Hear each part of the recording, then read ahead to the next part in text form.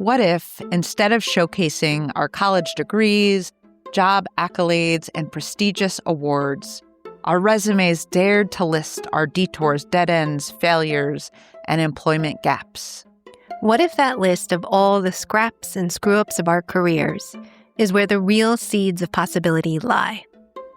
We offer up the muddy mess to showcase that nothing is wasted. Every experience counts and creates the conditions for new life and growth.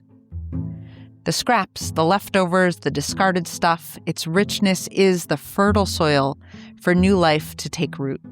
Even in times we've been hurt, disappointed, let down, these shitty experiences make way for new learnings. Jerron Petty is the CEO of ColorStack, a nonprofit organization whose mission is to help Black and Latino computer science students in their technical careers. Yeah. So we're curious, Jerron, about this sense of moments of stuckness in your time. And often we talk about this metaphor of kind of the shittiest moments we've faced in our career end up being the manure, the fertilizer for good things to grow. I'm curious for you if you could name a time on this career path you've been on where you've really faced a moment of stuckness or a moment where you've had to move through that and you've seen something good grow out of it. Yeah, it's a great question. Without there's a lot of details in this one, but I'm gonna abstract it a bit. The first 2 to 3 years of building the organization were hard on me mentally. I'll kind of keep it at that like headline, but you can probably even just like extrapolate like what would make that hard, right? It's my first job out of college, leading an organization in the middle of a pandemic. I'm not even leading, I'm really just building the plane first in the middle of a pandemic, making a ton of decisions, have a ton of ownership and autonomy, just without a lot of experience seeing things, doing things. And so going back to this confidence point, what happened was like my confidence peaked right before I launched ColorStack, and then it just got demolished for 2 to 3 years for different reasons. But that's the headline of that season, where one thing after the next led me to start second guessing myself a little bit more, start people pleasing a lot more, and I'd lost myself. And I think the past 2 years have really like the only way to you can only take so many courses and read so many books to like learn how to lead and do things. You kind of just have to go through it, right? Like you said, it's the manure, it's kind of the fertilizer for being a good leader. Yeah. Right. Because you can read all the books, but until you go through being the head of an organization and managing people and things like that, all that theory goes out the door. Right. So for me, that period of time really just taught me what it looks like to be a good leader, how to find my own voice in leadership. Because I feel like I defaulted to starting my career in like this place of, wait, like everybody else I'm hiring is way older, so they're probably right. I don't know anything. So I'm just going to listen to whatever you guys say and just try to be as pleasing to everybody as possible. Years of the consequences of that have taught me like that's not going to work. But also just doing whatever you want to do is also not going to work. So it's like, it was actually great to have this peak moment of I was doing a bunch of things and leading in a way that it was just Jerron's way or the highway. Then going to extreme place of whatever you guys want, you could do. And then, now I'm kind of finding that balance, right? Because I've seen both sides. I'm just thankful that I did it within the first 5 years of my career. Yeah. Like now I have 20, 30, 40 years to hopefully continue to build companies, lead organizations. And I've learned so much in the first 5 years of my career. And so I'm very thankful. It's as hard as it was. I'm thankful to be kind of back, so to speak, in terms of confidence levels and just comfortability. And I'm definitely thankful that I learned a lot of this super early. I'm curious how you take that experience, Jerron, and think about, like, were you maybe, when you were people pleasing, did it feel like you weren't being your most authentic self? Totally.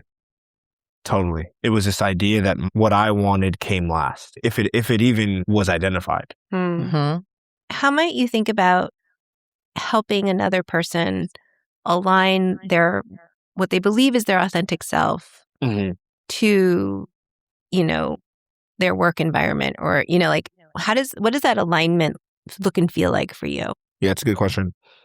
I got this by saying like everybody has comes from a different place of power. Like obviously I'm a CEO and I have more of a have more ownership and opportunity to do things in a way that's authentic to me. But I think for the average person, what is important is to at least know and be able to label and name what you want, who you are, what's your zone of genius, when you're most comfortable, and then the opposite of all of that. Like who you're not, what isn't your zone of genius, like all of the opposites, like learning them as fast as you can is priority number one, I'd say, just to know that. Because then you always make trade-offs. Like life is not straightforward. You always make trade-offs, but at least you know, and you can articulate why something is working or isn't.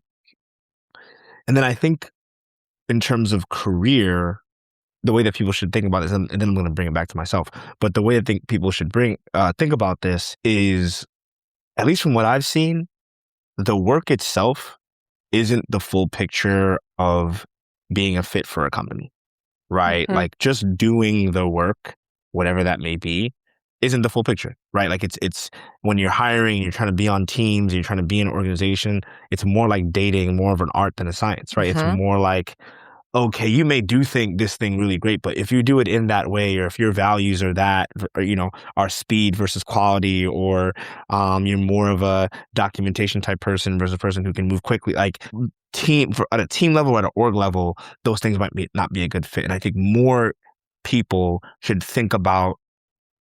proactively think about their fit for a role or company versus just thinking that getting a job is the prize and whatever you get is whatever you get. Like you should always, they talk about like interviewing the company, for example, when you're in a process, like don't just ask like what does work-life balance look like ask those questions that are reflective of, what you know about yourself and how you would show up authentically. Like ask the real questions. And when you're in a position where that isn't the case, like make a plan for like how you're going to transition.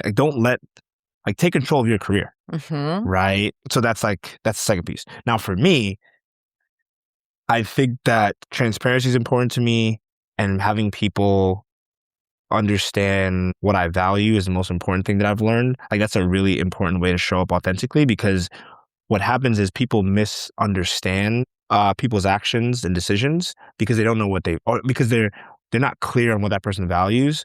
So if you're coming to meetings late, for example, and I'm just going to assume that you don't care about me or like want to be on time, like whatever.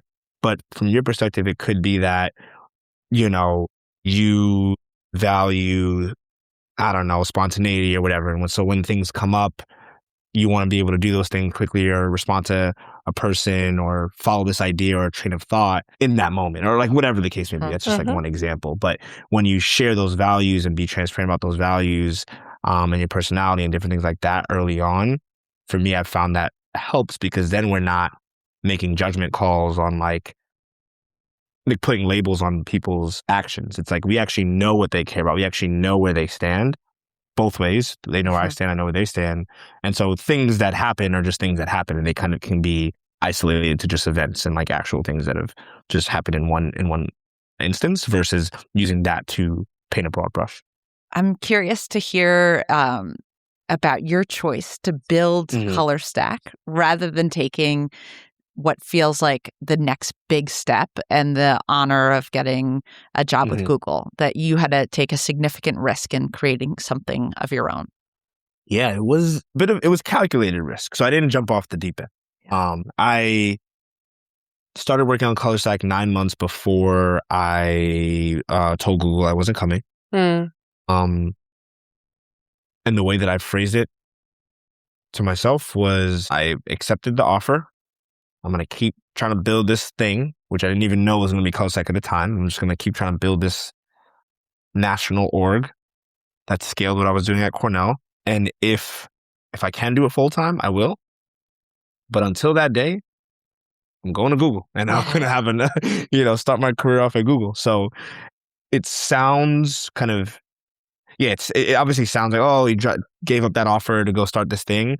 But it was more like he started this thing, Yeah. And at the point at which he could do it full time, he did it full time. Like Yeah. that's the reality of it. And I think that's how most entrepreneurs should think about things versus like jumping off into the deep end, because there's so much that you can do to solve people's problems and build a product or service in the kind of part-time, like the after work hours, that you don't have to like really take the risk to do it full time until you know you have something. So that was my calculation. Jaron Petty reminds us that leadership is not about perfection. It's about clarity, authenticity, and the courage to learn in the middle of the mess. It's about knowing who you are, naming what you want, and choosing alignment over approval. Whether you're leading an organization, navigating a transition, or simply trying to stay true to your voice, Jaron's journey reminds us that the manure of our lives might just be the making of us. For more on Jaron's path, make sure you listen to his full episode on A Life Worth Working. And make sure you subscribe to our show and share it with your friends and loved ones who may be searching for meaning and purpose in their work lives, or what we call the soul of work.